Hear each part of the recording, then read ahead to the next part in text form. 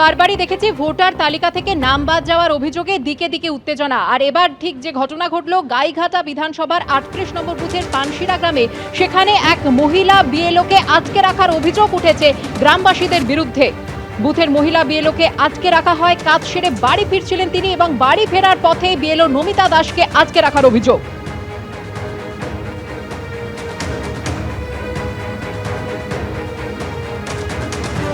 আমতলা বলে একটা জায়গা আছে, সেখানে অনেক লোক জমায়েত ডেকে বলে পয়সা খেয়ে নাকি ভোট কেটে দিচ্ছে, আমি কেন কোন পার্টির হয়ে কাজ করছি, দানাই পানাই সব অনেক ধরনের কথাবার্তা ওনারা আমাকে বলেছে। তারপরে আমি আমার অফিসে ফোন করি, অফিস থেকে ফোন এসে পুলিশ প্রোটেকশন দিয়ে রেস্কিউ করে আমার বাড়িতে দিয়ে যায়। নিরাপত্তাহীনতায় ভুগছি আর মানসিক টেনশনেও খুব। এরপরে ফিল্ডে বেরোলে কি হবে। ঘেরাওয়ের মধ্যে আতঙ্কিত হয়ে এই আরোকে ফোনে গোটা বিষয়টি জানান মহিলা বিএলও। তৎক্ষণাৎ পুলিশকে বিষয়টি জানান এই আরও সুদীপ্তা ঘোষ। এই আরোর অভিযোগ পেয়ে ঘটনাস্থলে পৌঁছয় পুলিশ। আটকে থাকা মহিলা বিএলও নমিতা দাসকে মুক্ত করে পুলিশ। ভোটার তালিকা থেকে নাম বাদ যাবার অভিযোগেই এই ঘটনা। বুথের মহিলা বিএলওকে আটকে রাখার অভিযোগ গ্রামবাসীদের বিরুদ্ধে।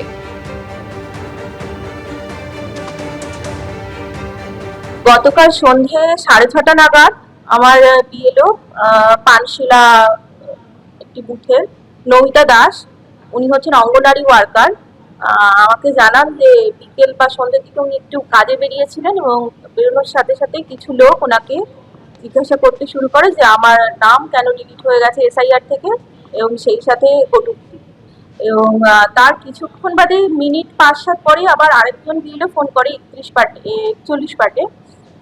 তো উনি বলেন যে দিদিকে পানশিলা বুথের মধ্যে আটকে দেওয়া হয়েছে। তো জানার সাথে সাথেই আমরা ব্লক প্রশাসনের তরফ থেকে এবং পুলিশ প্রশাসনকে জানানো হয়। গাইঘাটার আইসি সাহেব সাথে সাথে ওই স্থানে পৌঁছান এবং পৌঁছিয়ে নমিতা দিকে উদ্ধার করা হয়। তো ওনার বক্তব্য হচ্ছে উনি বাইরে বেরোলে প্রচুর মানুষের কটূক্তি শুনতে হচ্ছে। আসলে টেনশন হচ্ছে মানুষের, তার কারণ বলেছেন না অমিত শাহ, প্রথমে নাম বাদ দেবো তারপর দেশ থেকে তাড়াবো। এতে মানুষের মনে একটা আতঙ্ক হচ্ছে। এই আতঙ্ক সৃষ্টি করাটা যেটা ইলেকশন কমিশন করছে বা অমিত শাহ করছেন, এটা ঠিক না।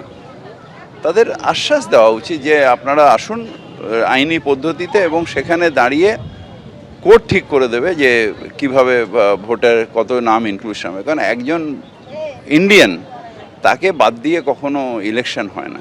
প্রত্যেকের ভোট অধিকার আছে। এখনো পর্যন্ত তো ঘুষপেটিয়া খুঁজে পেল না, রোহিঙ্গা খুঁজে পেল না, কিন্তু এইটা করে এত মানুষের উপর অত্যাচার, এত মানুষকে মৃত্যু, প্রায় 200 মানুষ মারা গেছে। ন্যাচারালি মানুষের টেনশন হচ্ছে। এই টেনশনে প্রচুর মানুষ করছে, হার্ট অ্যাটাক করে যাচ্ছে।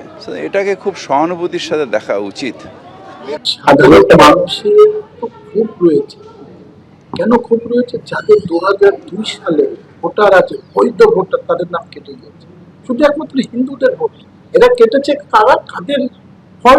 এটা বিএলও অফিসারদের ফল। এরা কাদের ইন্ধনে করেছে? টিএমসি নেতাদের ইন্ধন। তারা বলে দিয়েছে এই হিন্দুগুলো এদের ভোটগুলো ম্যাপিং এ ভুল করলে সেইগুলো ভোটগুলো যেন ভোটার লিস্টে ডিলিট হয়ে যায়।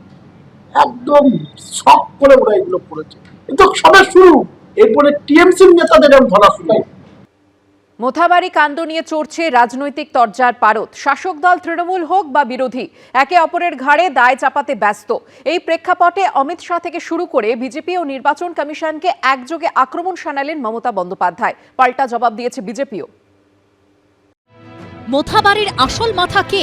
পিছন থেকে কারা কলকাঠি নেড়েছে? ভোটের স্বার্থেই কি এমনটা করা হয়েছে? কে সেই ষড়যন্ত্রী? ধর্মীয় মেরুকরণের উদ্দেশ্যেই কি মোথাবাড়ি কাণ্ড ঘটানো হয়েছে? ভোটের মুখে এতে কার লাভ হলো?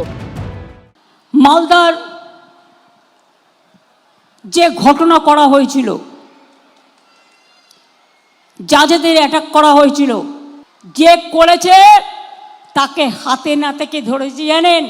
আমাদের সিআইডি। মুম্বাই থেকে বিজেপি ধার করে ওই মিমকে নিয়ে এসছে। আইএসএফ ওদের সাথে, কংগ্রেসেরও উস্কানি আছে আর বিজেপিরও উস্কানি আছে। অবিলম্বে সাবিনা ইয়াসমিন সহ চক্রান্তকারীদের গ্রেপ্তার করা হোক। এনআইএ অথবা সিবিআই তারা যে চার্জ নিয়েছে সময় ডিলে না করে, এভিডেন্স যেহেতু নষ্ট হবে, কালকে গাড়ির কাঁচ ভেঙেছে, আগুন লাগিয়েছে। 23 ও 29 এপ্রিল পশ্চিমবঙ্গে দুদফায় হতে চলেছে বিধানসভা ভোট। গতবারের মতো এবারও রাজ্যের শাসক দল তৃণমূলের অন্যতম অস্ত্র খেলা হবে স্লোগান। আর সেই স্লোগানকে হাতিয়ার করে বিজেপি ও নির্বাচন কমিশনকে একসঙ্গে আক্রমণ করেছেন মমতা বন্দ্যোপাধ্যায়। ফের নিশানা করেছেন অমিত শাহকেও। 5টা রাজ্যে ভোট হচ্ছে, তাই তো?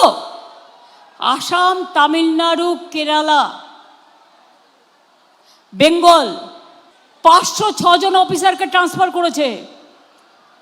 তার মধ্যে শুধু বাংলায় 483 জনকে ট্রান্সফার করেছে। বুঝতে পারছেন খেলাটা? এর চক্রান্তের খেলা বুঝে নেব। খেলা হবে দুরন্ত খেলা। 5 রাজ্যের যে ভোট হচ্ছে সেখানে কোথাও এসডিও অফিস পুড়েছে নাকি? কোথাও এরকম এনএইচ কোনো ন্যাশনাল হাইওয়ের ওপরে প্ররোচনামূলক বক্তৃতা দিয়ে জজ সাহেবদের আটকে রাখা হয়েছে? এখানে অনুপ্রেরণাদাত্রী মমতা বন্দ্যোপাধ্যায় এবং তার তৃণমূল কংগ্রেস, তারা এইসব গোলমালগুলো করেছেন, যার জন্য এইসব ঘটনা ঘটছে। বৃহস্পতিবার রাজ্যে এসে তৃণমূলকে উৎখাতের ডাক দেন অমিত শাহ। एक एक सीट कर जीतेंगे, 170 सीट तक जाएंगे, तब परिवर्तन होगा, ठीक है ना? इस बार ममता जी पूरे बंगाल में भी हारेगी और भवानीपुर में भी हारेगी। ও মোটা ভাই, যতই সন্ত্রাস করো ভাই, যতই কুৎসা করো ভাই, সবার বাড়িতে ইলেকশনের আগে যতই ইডি করো ভাই অনৈতিক, আমার সাথে যারা কাজ করত, বর্ডার আটকাতো, তাদের সময় সব করতে দিতাম না। তাই তোমরা বদলা নিতে গিয়ে বিজেপি জিতবে না সামনাসামনি। কেন্দ্রীয় এজেন্সি নিয়েও আক্রমণ শানান মমতা বন্দ্যোপাধ্যায়। আরে খবর আমাদের কাছেও আছে, কোথায় কোথায় টাকা ব্রিফকেসে করে কোন কেন্দ্রীয় এজেন্সি নিয়ে যাচ্ছে আর কার ঘরে ঢুকছে, সব রেখে দিয়েছি যত্ন করে, টাইমলি দিয়ে দেবো। বিজেপি কখনো কেন্দ্রীয় সরকারের মানে কোনো সংস্থাকে অপব্যবহার করে না। যদি অপব্যবহার করতো তাহলে তো সব গোটা মন্ত্রিসভাটাই জেলের মধ্যে ঢুকে থাকতো।